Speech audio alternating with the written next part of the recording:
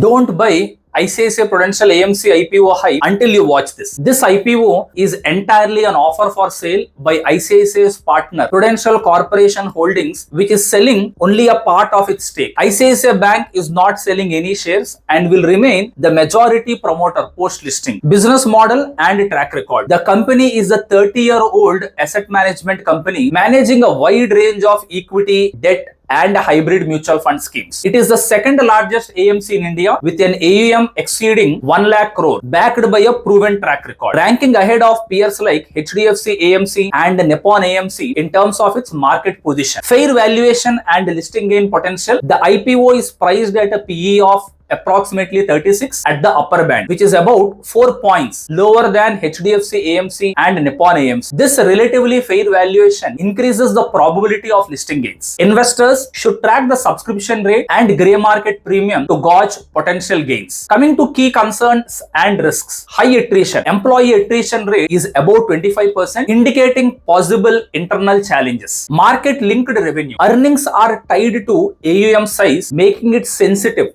to market cycles. Final verdict, this IPO presents a fundamentally strong business with a trusted brand and solid financials. However, high valuation, employee attrition, and the pure OFF structure tamper the excitement. For investors, long-term holders can consider applying for the strong business model and the market position. Short-term traders should track grey market premium and subscription levels closely. Strong demand could drive the listing gains, but historical trends advise caution. Right now, as on December 12, 2025, the grey market premium is around 5%, not a lot of excitement. And also, the past 3 IPOs which came from the ICICI brand, be it like ICICI Prudential, ICICI Housing, ICICI Securities, have not given more listing gains. So this IPO not specifically for the listing gains, as the grey market premium is also very less, around 5%, but for the long term post listing also you can track this company. So you let me know below, are you applying for this IPO or are you skipping the IPO? Thank you.